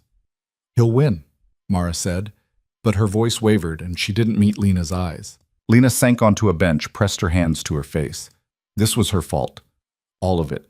If she'd never crossed that ridge, never stumbled into Hale territory, Rowan wouldn't be out there risking his life. His pack wouldn't be under attack. Good people wouldn't be bleeding on these cots. "I need to end this," she said. "What?" Sarah stared at her like she'd lost her mind. "Darius wants me," Lena said, looking up. "That's all he's ever wanted. If I go to him, if I offer myself in exchange for stopping this—" "Absolutely not," Mara snapped. "That's suicide. He'll take you and kill everyone here anyway." "But if I don't—" "Rowan would never allow it," Mara said, "and neither will I." "Rowan's not here," Lena said. She stood, ignoring the way the room tilted dangerously. "And I'm done hiding while other people fight my battles." Lena, but she was already moving toward the door. Sarah tried to grab her, but Lena was faster, fueled by adrenaline and desperation and the growing certainty that this was the only way. She stepped outside. The fight was still raging when she found them. Rowan and Darius had shifted back to human form, both too exhausted or too injured to maintain their wolf shapes. They circled each other in a clearing littered with broken branches and churned earth, both bloodied and breathing hard. Darius's shirt was torn and dark with blood. Rowan's face was a mask of cuts and bruises. A crowd had gathered at the edges of the clearing, wolves from both packs, watching in tense, electric silence. This wasn't just a fight anymore. It was something older, something primal. "Rowan," Lena called. He turned and his eyes went wide with shock and anger. "Lena, get back!" "No," she said. She stepped into the clearing and every eye locked on her. The crowd went silent. "This ends now." Darius laughed, raw and bitter and half mad. "Finally, some sense." "Lena," Rowan said, his voice low and dangerous and edged with something like panic. "Don't do this." But she wasn't looking at him. She was looking at Darius, at the man who'd once promised her forever and then crushed her under his heel. "You want me?" she said. Her voice rang clear across the clearing. "Fine, but not like this, not with bloodshed, not with his pack paying for your pride." Darius tilted his head, studying her like she was a puzzle he couldn't quite solve. "What are you proposing?" "A trial," Lena said. The words came out steady, sure, even though her knees were shaking. "An alpha trial. You and Rowan. Winner takes all." The crowd murmured, a ripple of shock moving through both sides. "Lena, no," Rowan said. He took a step toward her. "You don't know what you're asking." "It's the law," Lena said, finally meeting his eyes. "Ancient law. You challenged for me. He challenged back, so finish it. Properly. In front of witnesses. Let the strongest alpha win." Darius was quiet for a long moment. Then he smiled, slow and cruel and triumphant. "I accept." "Lena," Rowan started. She crossed to him, lowered her voice so only he could hear. "Trust me, please." He stared at her, blood dripping from a cut above his eye, his chest heaving. "This is insane." "I know," she whispered, "but it's the only way to make it legitimate. If you win, the council can't question it, and Darius can't come back." "And if I lose?" "You won't," Lena said. She didn't know where the certainty came from, but it filled her chest, warm and solid. "I know you won't." Rowan held her gaze for a long moment, then nodded, once. The crowd pulled back, forming a wide circle. Rowan and Darius stepped into the center, both battered but still standing. Someone, she didn't see who, threw 2 knives into the dirt between them. Trial rules. No shifts. Weapons allowed. Fight until one yields or dies. And Lena stood at the edge of the circle, her heart pounding so hard she thought it might break through her ribs, praying she hadn't just made the worst mistake of her life. The fight was brutal. Darius grabbed his knife first, quick and practiced, and came at Rowan with a flurry of strikes that would have gutted a lesser fighter. But Rowan was ready. He dodged, parried, grabbed his own knife, and met Darius blow for blow. They moved like dancers, violent, graceful, each anticipating the other's moves. Blood flew. The crowd was silent except for the occasional gasp or sharp intake of breath. Lena couldn't watch, couldn't look away. The bond scar pulsed with every hit Darius took, a sick feedback loop that made her stomach churn and her vision blur. She could feel his rage through the connection, his desperation, his refusal to accept that he might lose. He was fighting like a man with nothing left to lose. Rowan drove him back, step by step, his attacks relentless. Darius stumbled, caught himself, and came back swinging. His knife caught Rowan's shoulder and blood bloomed dark against his shirt. Lena bit back a scream. Rowan didn't slow. He pivoted, brought his knee up into Darius's ribs with a crack that echoed across the clearing. Darius went down, rolled, came up slashing. Rowan blocked, twisted, and sent Darius's knife flying. Now it was just fists. They grappled, crashed to the ground, rolled in the dirt. Rowan ended up on top, his forearm pressed across Darius's throat, his weight pinning him down. "Yield!" Rowan growled. Darius spat blood. "Never!" Rowan pressed harder. Darius's face was turning red, then purple. "Yield, or I end this." For a moment, Lena thought Darius would let himself die rather than submit. She could see it in his eyes, the calculation, the pride, the stubborn refusal to accept defeat. Then something broke. Something final and irrevocable. "I yield," he rasped. Rowan released him immediately, stood, stepped back. Darius lay in the dirt, gasping for air, utterly defeated. The crowd erupted. Cheers from the Hale Wolves, shocked silence from the Khan pack.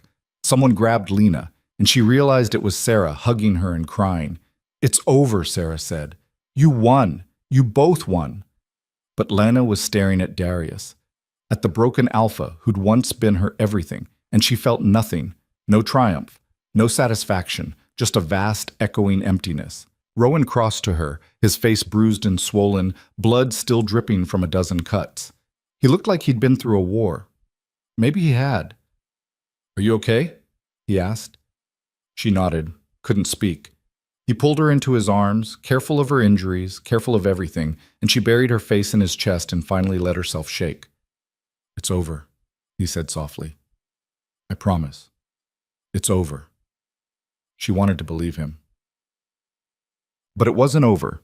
The Kane Wolves were helping Darius to his feet, preparing to leave, when Lena felt it. A shift. Deep in her chest, like something breaking open.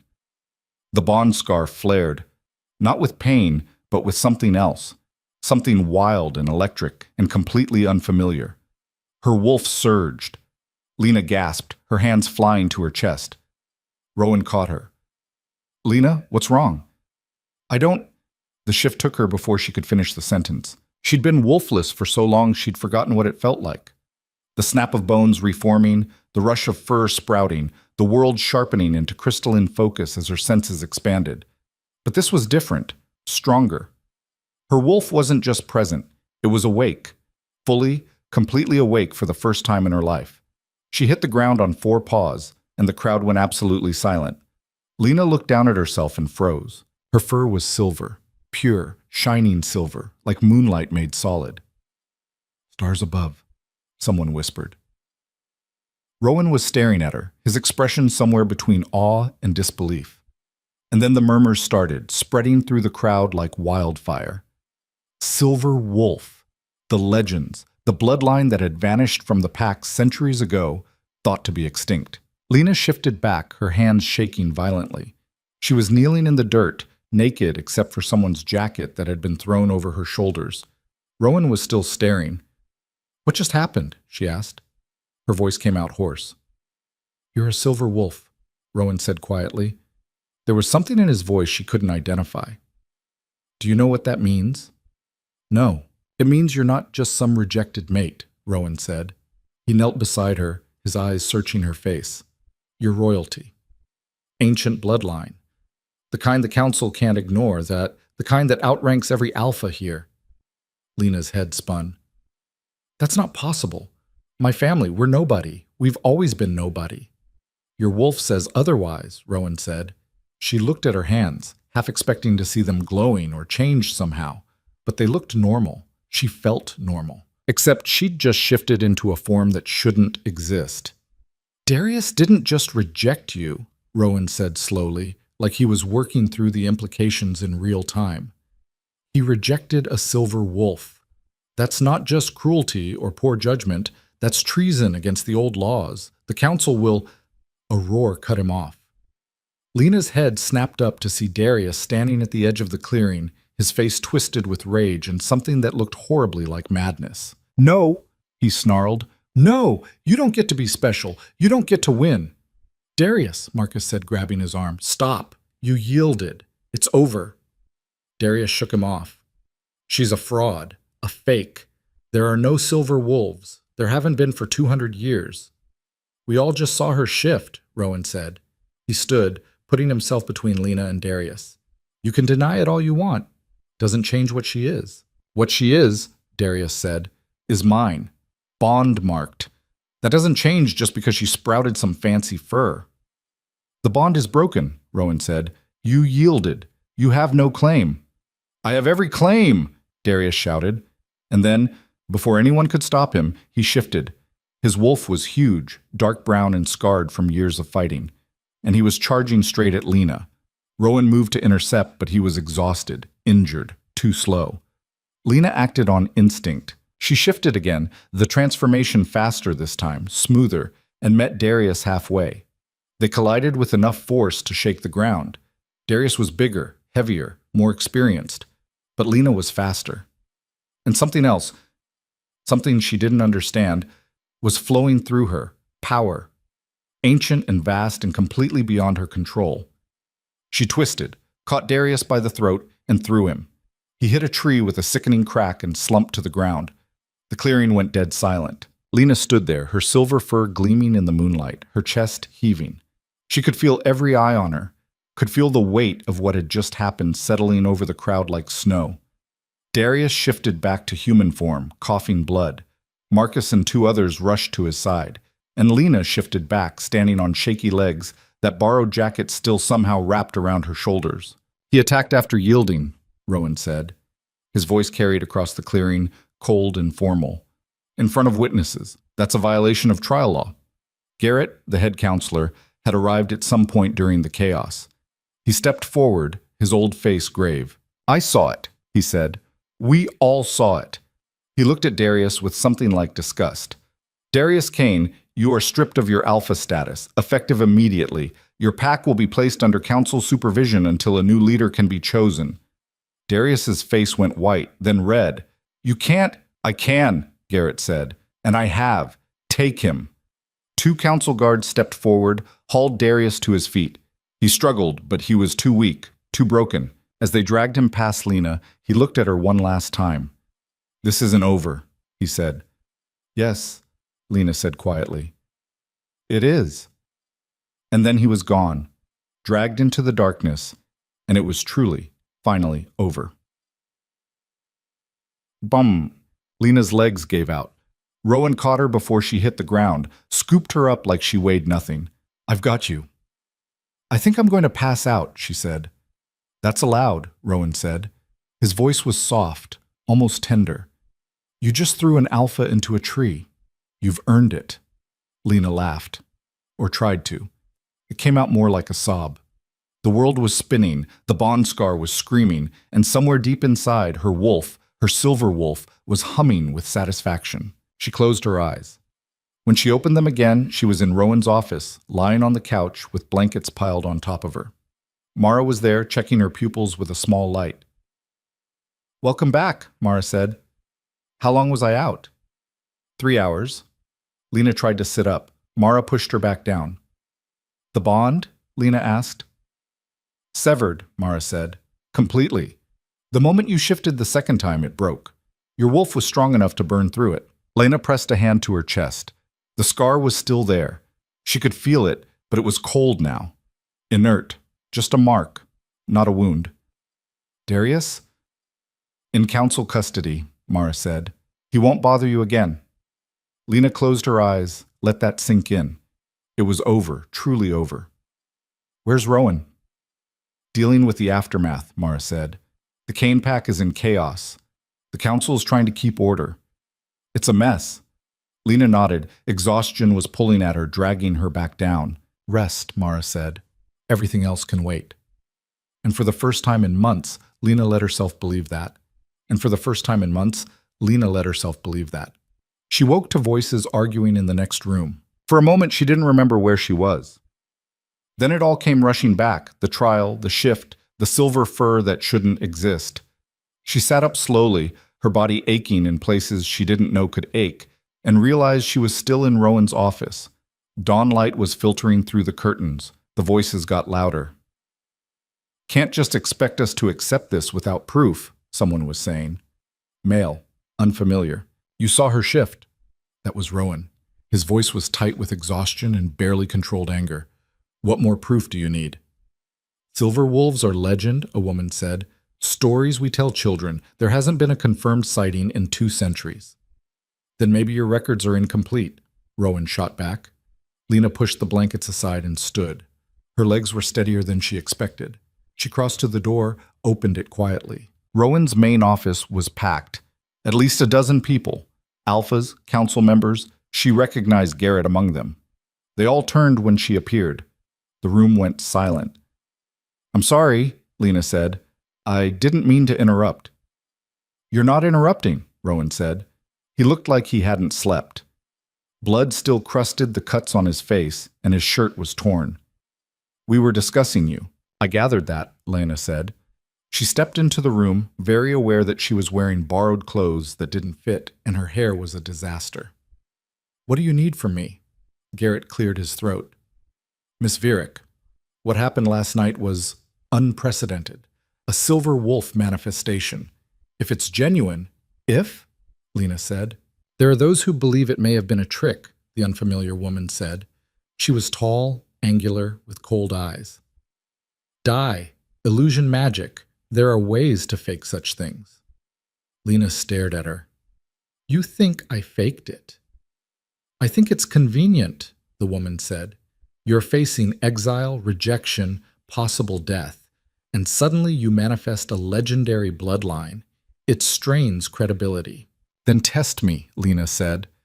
The words came out before she thought them through. "Whatever you need, blood tests, witnessed shifts.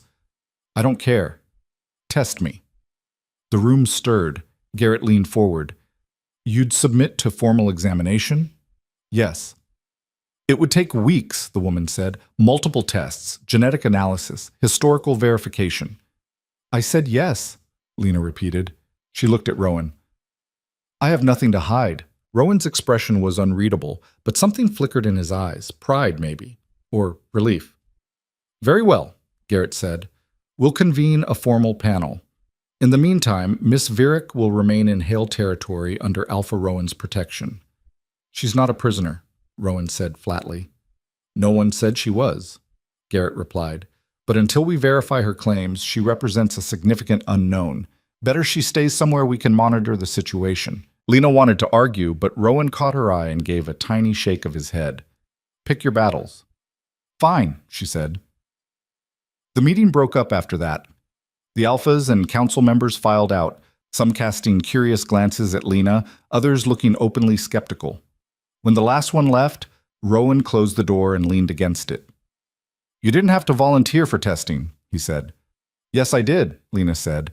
"If I don't, they'll never stop questioning it, and neither will I." "You don't know what you are?" Lena shook her head. "My mother never mentioned anything about silver wolves. My father died when I was young. As far as I knew, we were just ordinary." "There's nothing ordinary about you," Rowan said quietly. Lena felt heat rise to her cheeks. "I know what you meant," Rowan said. He pushed off the door, crossed to his desk. "But if this is real, if you really are Silver Wolf bloodline, everything changes. For you, for every pack in the region. How?"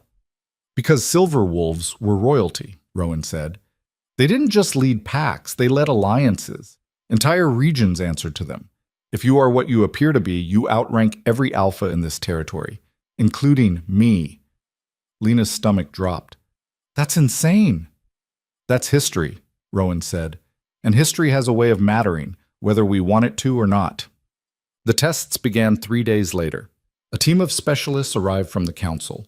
Healers, historians, a geneticist who looked about 100 years old. They took blood samples, hair samples, made Lena shift repeatedly while they measured and documented and muttered among themselves. It was invasive and exhausting and deeply humiliating. "Can you shift just the hands?" one healer asked on the 4th day. Lena tried, failed, tried again. "No, it's all or nothing." "Interesting," the healer murmured, making notes. "Why is that interesting?" Lena asked. "Partial shifts are common in modern wolves," the healer explained.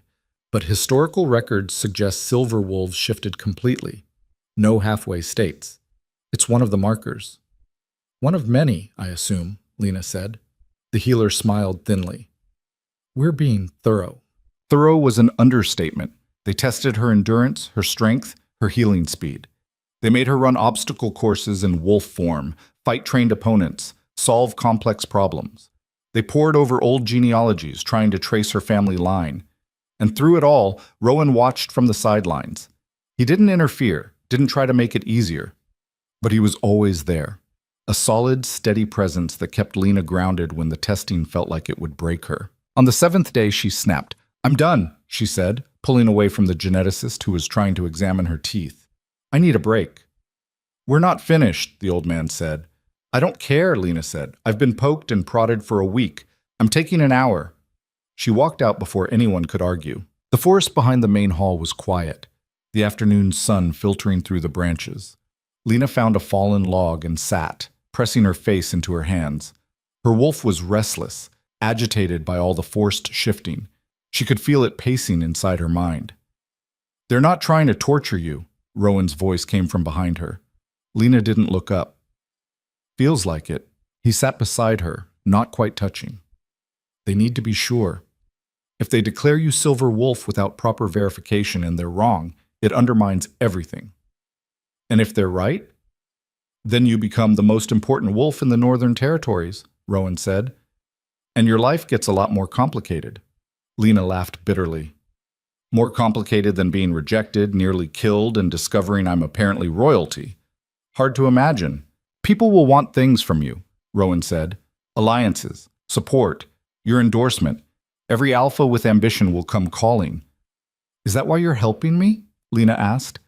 The question came out sharper than she intended. Because I might be useful? Rowan was quiet for a long moment. Then he said, I helped you because you were dying on my border and it was the right thing to do. Everything else, the trial, the council, all of it, that came after. I don't give a damn what bloodline you carry, Lena. You could be nobody and I'd still... He stopped. Lena looked at him. You'd still what? His jaw worked. I'd still want you to stay. The words hung between them, heavy and fragile. Rowan, you don't have to say anything, he said quickly. I just needed you to know. This isn't about politics or power for me. It never was. Lena's throat tightened. She wanted to say something, but the words wouldn't come. So instead she reached out and took his hand. They sat like that for a while, not speaking, just existing in the same space. And for the first time since the testing began, Lena felt like she could breathe. The results came back on the 10th day. Garrett called a formal assembly in the main hall. Every alpha within 100 miles attended, along with council members, pack representatives, and what felt like half the territory. Lena stood beside Rowan at the front, her stomach in knots. Garrett rose, a thick folder in his hands. After extensive testing and analysis, he said, his voice carrying across the packed hall, we have reached a conclusion regarding Lena Vierek's bloodline. The room held its breath. The genetic markers are consistent with historical silver wolf DNA, Garrett continued. The shift pattern matches documented cases, and we've traced her maternal line back 6 generations to a family that disappeared during the purge of 1823. Murmurs rippled through the crowd. It is the council's determination that Lena Vierek is, in fact, a silver wolf. The first confirmed case in 203 years. The hall erupted. Lena felt the floor tilt. Rowan's hand found her elbow, steadying her. Furthermore, Garrett said, raising his voice over the noise, under the old laws, Silver Wolf bloodline carries certain rights and responsibilities. Miss Vierek, as the only living Silver Wolf, you are entitled to claim a seat on the regional council. You would hold veto power over territorial disputes and the authority to call for leadership challenges. I don't want that, Lena said. Her voice came out small. Garrett looked at her. It's not a matter of want. It's birthright. I don't know the first thing about council politics, Lena said. I was a nobody in my pack. I can't. You don't have to accept immediately, Garrett said. But the offer stands. And more than that, it's expected. The packs need leadership, real leadership, not power-hungry alphas like Darius Kane. The mention of Darius sent a cold spike through Lena's chest. What about him? What happens now? He's been formally stripped of his title, Garrett said. The Kane pack is in transition. They need a new alpha. Someone strong enough to rebuild what he destroyed. Marcus could do it, Lena said. He's fair. The pack trusts him. Marcus has already declined, Garrett said. He says he's not alpha material. Then promote someone else. There is no one else, Garrett said. Darius drove out or broke anyone with potential. The pack is rudderless. Lena's mind raced. An idea was forming, dangerous and probably insane. What if we didn't replace him? The room went quiet. Explain, Garrett said. What if the Cane Pack merged with the Hail Pack? Lena said. She looked at Rowan. Temporarily, just until they stabilize. Rowan's already proven he can lead fairly. His pack is strong. They could provide structure while the Cane Wolves rebuild. That's never been done, the angular woman, Counselor Voss, said. Two packs don't just merge. Why not? Lena asked. If both sides agree, if it's in everyone's best interest. It would set a precedent, Voss said. Good, Lena said. Maybe we need new precedents. The old ways aren't working. Darius proved that. Rowan was staring at her like he'd never seen her before. You're serious? Yes. It would double my territory, Rowan said. Double my responsibilities. And there's no guarantee the Cane Wolves would accept me. Then we make them an offer they can't refuse, Lena said. She turned to the crowd, found faces she recognized from the Cane Pack, people who'd testified for her, people who'd suffered under Darius. What if Rowan took leadership, but the Con Pack kept their identity, their traditions? They'd be partners, not absorbed, equals. Marcus stepped forward. He looked exhausted, older than he had 2 weeks ago. You're asking us to trust an alpha we've been enemies with for a decade. I'm asking you to trust an alpha who fights fair, Lena said, who doesn't punish weakness, who actually cares about his people. And what do you get out of this? Marcus asked. Why do you care what happens to us? Because you deserve better than Darius, Lena said simply. And because I know what it's like to be thrown away. I won't let that happen to an entire pack if I can help it. Marcus looked at her for a long moment. Then he looked at Rowan. If we agree to this, and I'm not saying we will, what would you want in return? Loyalty, Rowan said, and honest work.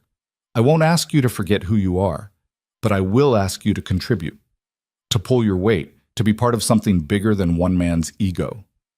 And if it doesn't work, Marcus asked. Then we dissolve the partnership, Rowan said. No hard feelings. You find your own alpha, and we part ways. Marcus turned to the Cane Wolves clustered behind him. They conferred in low voices. Lena held her breath. Finally, Marcus turned back. We'll take it to a vote. Give us 3 days. Fair enough, Rowan said. The 3 days felt like 3 years. Lena threw herself into work, helping repair the damage from the attack, organizing supplies, doing anything to keep her mind occupied. The Hail Pack had accepted her presence easily enough, but she could feel the weight of expectations building. People looked at her differently now, with respect, with hope, with pressure. Sarah found her in the storage barn on the second day, cataloging medical supplies. You don't have to do this, the girl said. I like being useful, Lena said. That's not what I mean, Sarah said. The council thing, the bloodline stuff. You don't owe anyone anything. Lena set down the clipboard she'd been using. Don't I? These people, your pack, they saved my life. If I can help them, help the region, shouldn't I? Not if it makes you miserable, Sarah said. I'm not miserable, Lena said. I'm just scared. What if I'm not good enough? What if I screw it up? Then you screw it up, Sarah said with the blunt honesty of youth, and you try again. That's what living is. Lena smiled despite herself. When did you get so wise? I've been watching you, Sarah said. You survived the impossible. You made an alpha yield. You manifested a legendary bloodline. If you can do all that, you can handle some council meetings. It's not the same. It's exactly the same, Sarah said. You're just scared because it's new, but you're good at new. You've proven that. After she left, Lena sat with those words. You're good at new. Maybe she was. She'd certainly had enough practice.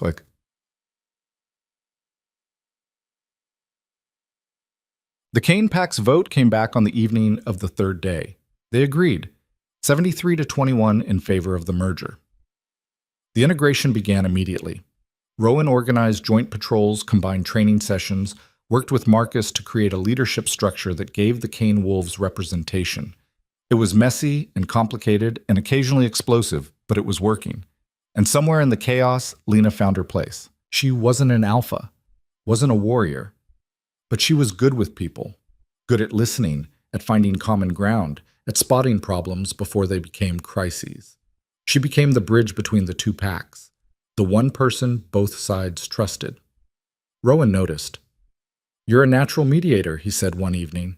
They were reviewing patrol schedules in his office, the map spread between them covered in markers and notes. I'm just doing what needs doing, Lena said. That's leadership, Rowan said. Real leadership. Not the posturing alpha bullshit, actually solving problems. Lena looked up. Is that a compliment? It's an observation, Rowan said. But he was smiling. They'd been dancing around each other for weeks now, ever since that moment in the forest, neither quite ready to name what was building between them, but both feeling it. Rowan, Lena said. Yeah? When this is all settled, the merger, the council stuff, everything, what happens to us? He set down the marker he'd been holding. What do you want to happen? I don't know, Lena said honestly. The bond with Darius, that was fate. Or supposed to be. It was chosen for me. And it nearly destroyed me. I don't know if I trust fate anymore. Then don't, Rowan said. He came around the desk, stopped in front of her. Don't trust fate, trust this. He took her hand, placed it over his heart. Trust what you feel. What you choose. Not what some cosmic force decided. Lena's breath caught. What if I choose wrong again? Then you choose again, Rowan said. But you don't get to not choose at all. That's not living. That's just surviving. I've been surviving for so long, Lena whispered. I know, Rowan said. But you don't have to anymore. He leaned in slowly, giving her every chance to pull away. She didn't. Their lips met, careful and questioning, and something inside Lena's chest cracked open. Not the bond scar, something new, something that was entirely hers. When they broke apart, she was crying. Hey, Rowan said, thumbing away the tears. What's wrong? Nothing, Lena said. Everything's right. That's the problem. I don't know how to handle things being right. Rowan pulled her into his arms, and she let herself be held, let herself feel safe, let herself believe that maybe, just maybe, this could work. The formal council session was scheduled for the following month. Lena spent the intervening weeks preparing, studying pack law, reviewing historical cases, learning the political landscape. Garrett sent over a mountain of documents, and Lena read until her eyes burned. You don't have to memorize everything, Mara said one afternoon, finding Lena surrounded by books in the library. I need to know what I'm talking about, Lena said. I can't walk in there ignorant. You're not ignorant, Mara said. You're inexperienced. There's a difference. Tell that to Counselor Voss, Lena muttered. The woman had made it clear she thought Lena was a fraud and an upstart. Voss is a relic, Mara said. She's been fighting change for 30 years. Don't let her get in your head. Easier said than done, but Lena tried. The night before the council session, she couldn't sleep. She found herself walking the perimeter, her wolf restless and anxious. The silver fur still felt strange, foreign, like wearing someone else's skin. Can't sleep either? She turned to find Rowan approaching from the direction of the main hall. He looked as wired as she felt. Nervous? She asked. Terrified, he admitted. Tomorrow changes everything. For both of us, Lena said. They walked in silence for a while, following the boundary markers. The night was clear, stars scattered across the sky like diamonds. Whatever happens tomorrow, Rowan said finally, I want you to know, I'm proud of you. What you've done here, how you've handled everything, you're stronger than you know. I don't feel strong, Lena said. Strength isn't about not being scared, Rowan said. It's about being scared and doing it anyway. Lena stopped walking, turned to face him. I'm choosing you, in case that wasn't clear. Not because of fate or bonds or politics. I'm choosing you because you make me want to be brave. Rowan's expression softened. I choose you too, for what it's worth. It's worth everything, Lena said. They stood there in the moonlight, and Lena felt something settle inside her, a certainty she'd never felt before. This was right. This was hers, and she would fight to keep it. The council chamber was packed. Every alpha in the region attended, along with their seconds, advisors, and what felt like half their packs. Lena sat in the front row, Rowan beside her, trying to keep her hands from shaking. Garrett called the session to order. We're here to formally recognize Lena Virek's bloodline status and discuss the implications for regional governance, he announced. Miss Virek, Please step forward. Lena stood, walked to the center of the chamber. Every eye followed her. Under the old laws, Garrett continued, Silver Wolf bloodline carries the authority to oversee territorial disputes, call for leadership reviews, and veto decisions deemed harmful to pack welfare. Do you accept these responsibilities? Lena took a breath. I do, but I have conditions. The room stirred. Conditions, Voss said sharply. This is not a negotiation. Everything's a negotiation, Lena said. She looked at Garrett. I'll accept the seat, but I want the laws updated. No more incomplete bonds. No more rejected mates left to suffer. And no more alphas who abuse their power getting away with it because of politics. Those are significant changes, Garrett said. They're necessary changes, Lena said. We've been operating on laws written centuries ago. The world has changed. We need to change with it. And if the council disagrees, Voss challenged. Then I use my veto power, Lena said calmly. Repeatedly, until you listen. The room erupted in argument. Some alphas shouted support. Others called her arrogant, naive, dangerous. Garrett banged his gavel. Order! The noise died down. These proposals will require discussion, Garrett said, but they're not unreasonable. I move that we form a committee to review PAC law and recommend updates. All in favor? Hands went up. Not all of them, but enough. Motion carries, Garrett said. He looked at Lena. Welcome to the council, Miss Virick. May your tenure be long and productive. The chamber broke into applause, some genuine, some grudging. Lena walked back to her seat on shaking legs. Rowan caught her hand under the table, squeezed once. You did it, he murmured. We did it, Lena corrected. And for the first time since crossing that ridge months ago, she let herself believe that maybe she hadn't just survived. Maybe she'd actually won. Maybe she'd actually won. The thought followed Lena through the rest of the council session, through the stiff congratulations from alphas who'd barely acknowledged her existence a month ago, through the endless reception where she smiled until her face hurt. She'd won a seat, won recognition, won the right to be heard. But winning a battle wasn't the same as winning the war. That reality hit her 3 weeks later when the first real challenge landed on her desk. The Kane Pack, still technically merged with Hale territory, was fracturing. A group of older wolves, loyalists who'd thrived under Darius's regime, were pushing back against Rowan's leadership. They wanted autonomy, wanted to split off and reform under their own alpha. They're calling themselves the True Kane, Marcus said. He'd come to Rowan's office looking grim. About 30 wolves, led by Victor Soren. Lena knew that name. Victor had been one of Darius's inner circle, a brutal enforcer who'd helped carry out half the cruelties Darius had inflicted. What do they want? Rowan asked. Territory, Marcus said. They're claiming the eastern quarter of the old Kane lands. Say it's their right as original pack members. That land is under council jurisdiction until the merger is finalized, Lena said. They can't just claim it. They're not asking permission, Marcus said. They've already moved in, set up camp, posted guards. Rowan swore. That's a direct challenge. It's more than that, Marcus said. They're saying if you try to remove them, they'll fight. And they're recruiting, promising wolves who join them freedom from Hale oppression. Lena's stomach sank. How many have joined? 15 so far, Marcus said. Maybe more. It's hard to get accurate numbers. This is my fault, Lena said quietly. I pushed for the merger. I said it would work. This isn't on you, Rowan said. Victor's been looking for an excuse since Darius fell. He just finally found one. What are our options? Lena asked. Force them out, Rowan said. It's still legally my territory. I have the right. That'll start a war, Marcus said. And it'll prove Victor right that you're a tyrant just like Darius. Then what do you suggest? Rowan asked. Marcus hesitated. Let them go. What? Give them the eastern quarter, Marcus said. Let them have their autonomy. If they want to rebuild the old Kane Pack under Victor, let them try. That's a terrible idea, Lena said. Victor's worse than Darius. He'll turn that territory into a nightmare. Maybe, Marcus said. But if we force them to stay, they'll poison everything from the inside. At least this way, the damage is contained. Rowan looked at Lena. What do you think? She thought about the wolves who'd joined Victor.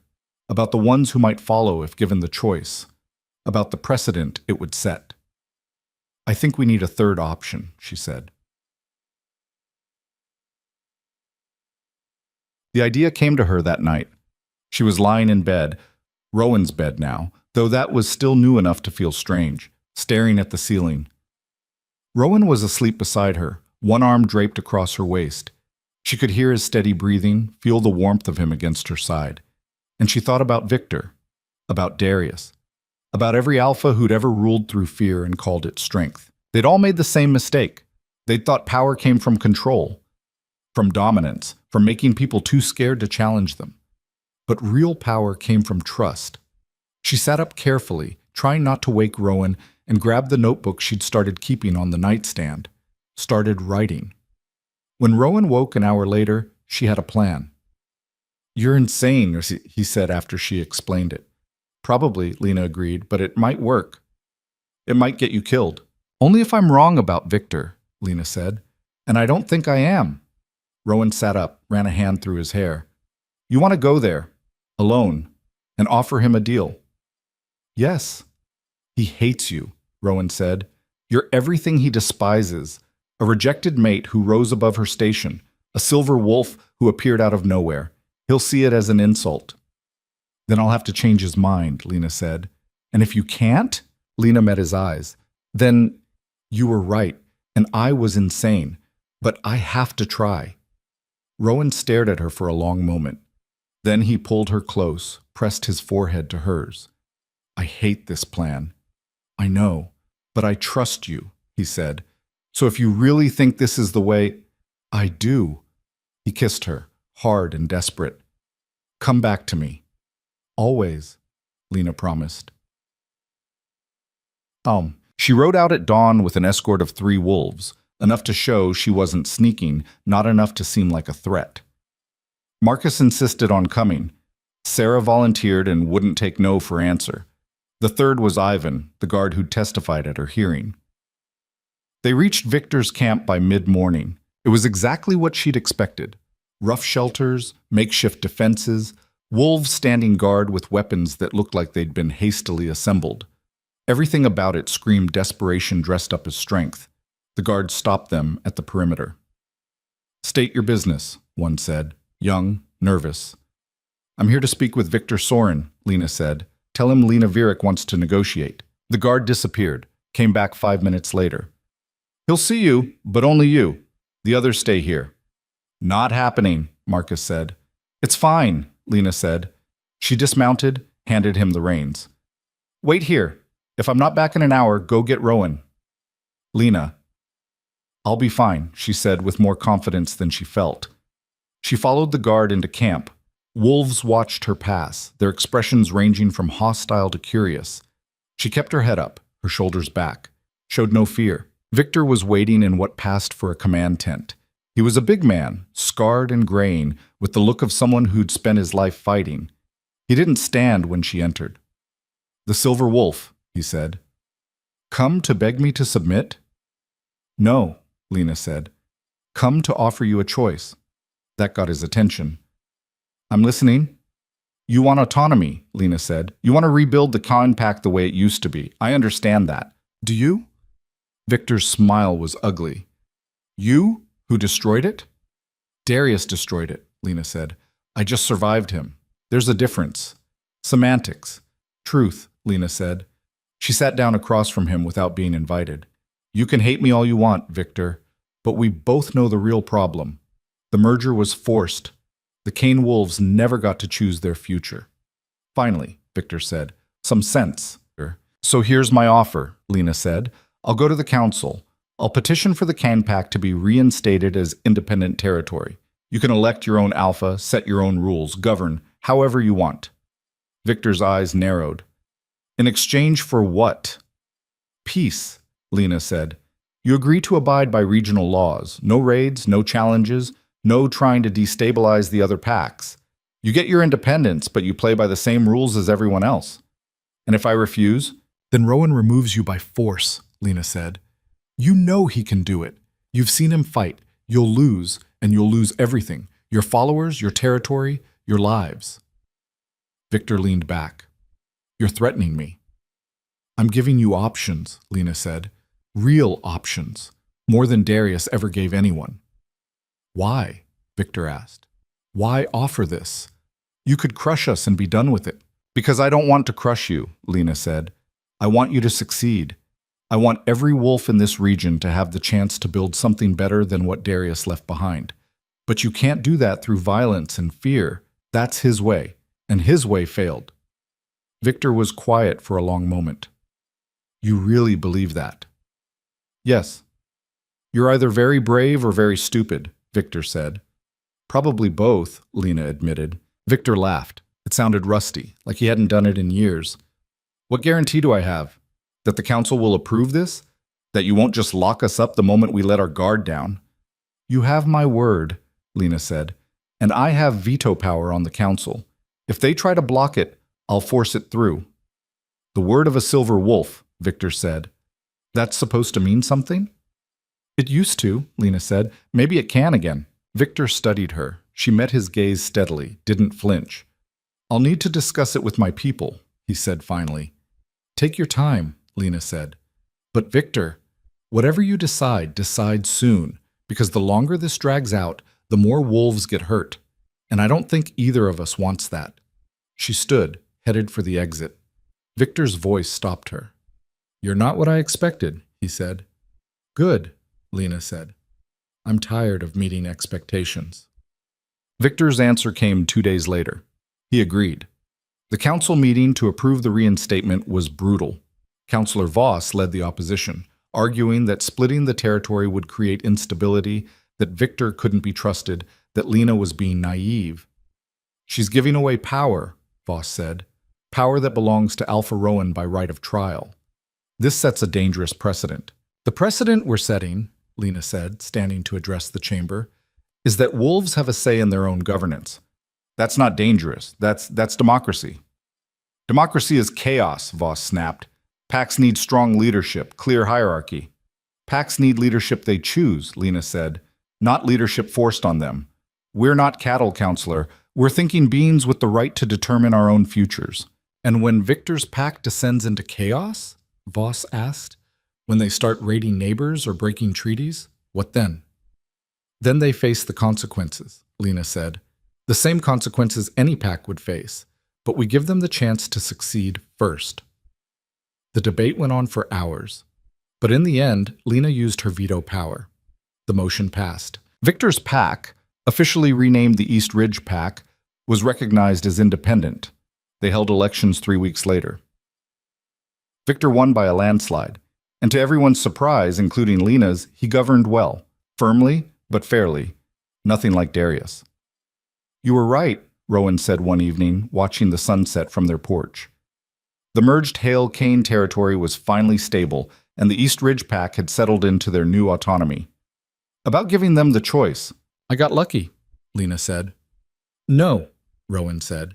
You understood something the rest of us didn't. That fear breeds resentment, but trust breeds loyalty. Lena leaned against him. I learned that from you. I'm pretty sure I learned it from you, Rowan said. They sat in comfortable silence, and Lena felt something she hadn't felt in so long she'd almost forgotten what it was called. Peace. The bond scar faded completely over the next few months. Mara examined it one morning and declared it dormant. It'll always be there, she said, but it's just tissue now. No magic, no connection. So it's really over, Lena said. It's really over, Mara confirmed. Lena pressed her hand to her chest. The scar was still visible, a thin silver line across her heart. But Mara was right. It was just a mark now. A reminder of what she'd survived, not a wound that was still killing her. That afternoon, she found herself walking to the ridge. She hadn't been back since the night she'd collapsed at the border. The path was overgrown, the rocks slick with ice. But she made the climb anyway, her wolf lending her strength. At the top, she stood looking out over the valley, the Hale Pack below, the East Ridge territory to the east, the mountains stretching endlessly in every direction. She'd crossed this ridge alone, broken and dying, with nothing but desperation driving her forward. Now she stood here whole, stronger than she'd ever been, Not because of the Silver Wolf bloodline or the council seat or any of the titles people kept trying to give her, but because she'd chosen to keep fighting. Thought I might find you here, Rowan's voice came from behind her. She turned. He was climbing the last few feet of the path, his breath misting in the cold air. How did you know where I'd be? She asked. Because this is where it started, Rowan said. Seemed like the kind of place you'd go to think. He reached her, and they stood side by side, looking out over the territory. Do you ever regret it? Lena asked. Taking me in? All the chaos that came after? Not even once, Rowan said. You? Lena thought about it. About everything she'd lost. Everything she'd gained. No, she said. I thought I would. Thought I'd spend my life looking back and wondering what if. But I don't. I'm exactly where I'm supposed to be. Good, Rowan said. He pulled something from his pocket, a small wooden box. Because I have something to ask you. Lena's breath caught. I know we're not doing the fated mate thing, Rowan said, and I know you don't trust bonds anymore, but I trust this. He opened the box. Inside was a simple silver ring. I trust us, and I want to spend the rest of my life proving that choice is stronger than fate, if you'll have me. Lena's eyes filled with tears. That's not a question. Lena Vierik, Rowan said, and she could hear the smile in his voice even though her vision was blurred. Will you marry me? Yes, Lena said. 1,000 times yes.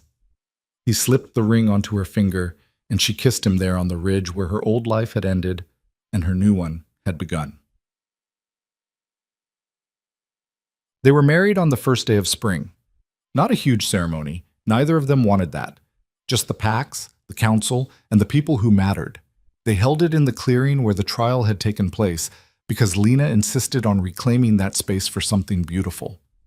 Marcus officiated. Sarah stood as Lena's witness. Mara cried through the whole thing.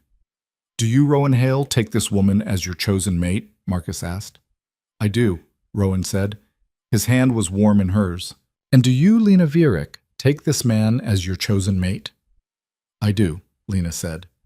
Then by the power vested in me by pack law and common sense, Marcus said, grinning, I pronounce you bound by choice. You may kiss your mate. Rowan pulled her close, and the crowd erupted in cheers. Afterward, there was food and music and dancing that lasted until dawn. Lena found herself pulled into conversation after conversation, pack members sharing stories, asking advice, treating her not like some mythical silver wolf, but like someone they knew, someone they trusted. At one point, she ended up talking to a young woman from the East Ridge pack. I just wanted to say thank you, the woman said, for giving us the chance to choose. My mate and I, we were going to leave the region entirely. We didn't think there was a future here, but now, she smiled. Now there is. I'm glad, Lena said, and she meant it. Late in the evening, Rowan found her sitting on the steps of the main hall, watching the celebration from a distance. Hiding? He asked. Breathing, Lena said. It's a lot. Too much? No, Lena said. Just right. I'm just taking it in. A year ago, I was dying in a healer's cabin. Now, look at this. Rowan sat beside her. You built this. You know that, right? This peace, this community. It exists because you refuse to give up. We built it, Lena corrected. You, me, Marcus, everyone who chose to believe it was possible. Fair enough, Rowan said. He took her hand, played with the ring on her finger. So what's next for the legendary Silver Wolf? Lena laughed. I hate when people call me that. You're going to have to get used to it. Maybe, Lena said, but I'm not leading as a Silver Wolf. I'm leading as me. Just Lena, who happens to have silver fur. Just Lena, Rowan repeated. The woman who crossed the knife ridge alone and lived to tell about it. The woman who had help, Lena said, from a stubborn alpha who didn't know when to quit.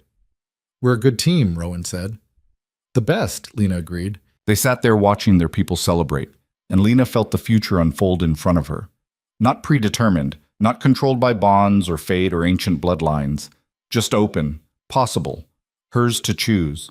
But 6 months later, the council implemented the first of Lena's reforms. The Incomplete Bond Protection Act made it illegal to reject a mate without immediately severing the connection. Any alpha who tried would face formal charges and possible removal from power. It's a good start, Garrett said at the signing ceremony, but there's more work to be done. There's always more work, Lena said. That's the point. She'd settled into her council role more comfortably than she'd expected. She wasn't the loudest voice in the chamber, but she was consistent, fair. And when she put her foot down, people listened. Councillor Voss had grudgingly admitted after the Bond Protection Act passed that Lena wasn't completely incompetent. Coming from Voss, it was practically a love letter. The merged Hailcon pack thrived. They'd officially renamed themselves the Northern Alliance, with Rowan as Alpha and a council of representatives from both original packs. It was messy and democratic and nothing like the old hierarchy. It worked. East Ridge Pack had even opened trade relations, sending delegations to discuss resource sharing and mutual defense. Victor showed up personally, which surprised everyone. "Never thought I'd be negotiating with you," he told Lena over coffee in Rowan's office. "Life's full of surprises," Lena said. "That it is," Victor agreed. He studied her for a moment. "You know, I was wrong about you. I thought you were weak, playing at power. But you're the strongest alpha I've ever met." "I'm not an alpha," Lena said. "You're more alpha than half the wolves who carry the title," Victor said. "You lead without needing to dominate. That's real strength." After he left, Lena sat with those words. She'd spent so long thinking she wasn't enough, wasn't strong enough, wasn't powerful enough, wasn't worthy enough. Darius had hammered that belief into her until it felt like truth. But it never had been. She'd always been enough. She just hadn't known it yet. Winter came early that year. Lena stood at the window of their bedroom, hers and Rowan's now, officially, the space they'd built together, and watched snow fall across the valley. The pack was settling in for the cold months. Stores were full, defenses were strong, everyone was prepared. She felt arms wrap around her from behind. "What are you thinking about?" Rowan asked. "Everything," Lena said. "Nothing. How far we've come." "We've come pretty far," Rowan agreed. "I'm pregnant," Lena said. The words hung in the air for a moment. Then Rowan spun her around, his eyes wide. "What?" "I'm pregnant," Lena repeated. "Mara confirmed it yesterday. I'm about 6 weeks along." Rowan's face went through about 15 different expressions in 3 seconds. Shock, joy, terror. "Are you... is it... I'm healthy," Lena said. "The baby's healthy. Mara says there's no reason to worry." "I'm gonna worry anyway," Rowan said. But he was smiling. "We're having a baby." "We're having a baby," Lena confirmed. He picked her up and spun her around, and she laughed, feeling lighter than air. When he set her down, his expression grew serious. "What if they inherit the Silver Wolf bloodline? What if—" "Then they'll be extraordinary," Lena said, "just like their father. And we'll love them and support them and teach them that their worth isn't defined by what they are, but by who they choose to be." "You're going to be an amazing mother," Rowan said. "We're going to be amazing parents," Lena corrected. That night they told the pack. The celebration rivaled their wedding. Sarah cried. Marcus made an awkward speech about responsibility and legacy. Mara started planning the nursery before dessert was served. And Lena stood in the center of it all, Rowan's hand in hers, and felt the weight of her past finally lift. She'd been rejected, abandoned, left to die. She'd survived. More than that, she'd thrived. And now she was building a future. Not just for herself, but for the child growing inside her. For the pack she'd helped unite. For every wolf who'd ever been told they weren't enough.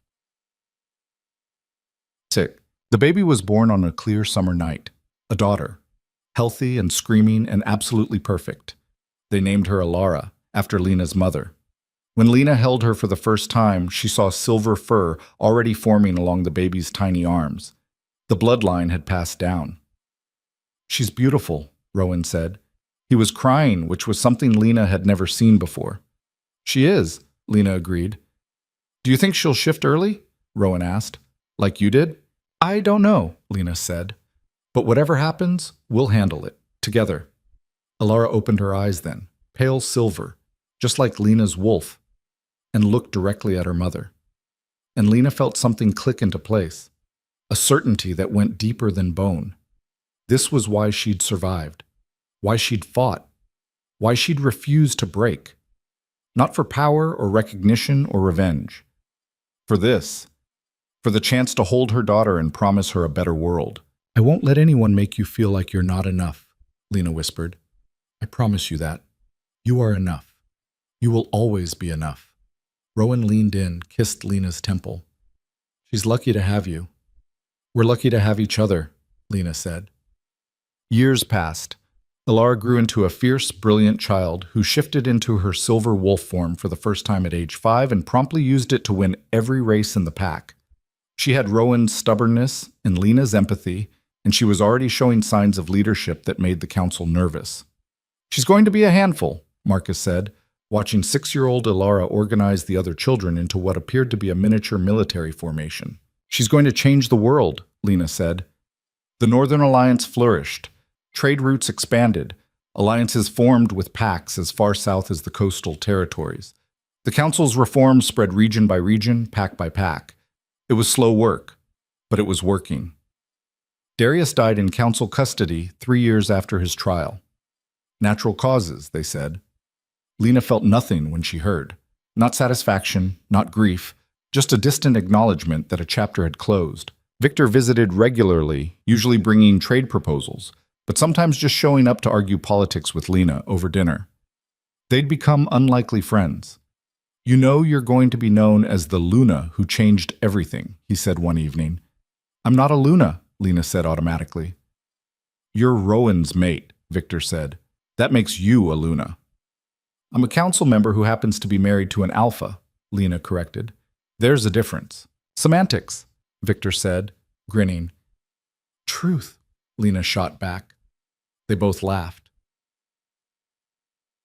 On the 10th anniversary of the night she'd collapsed at the Hailpack border, Lena climbed the knife ridge one more time. It was easier now. Her wolf made the journey simple, but she went on foot anyway, feeling every step, remembering what it had been like that night, the cold, the pain, the absolute certainty that she was going to die. At the top, she stood at the cairn that marked the border, the same stones she'd collapsed beside. Rowan was waiting for her there. "I knew you'd come today," he said. 10 years, Lena said. "It doesn't feel that long."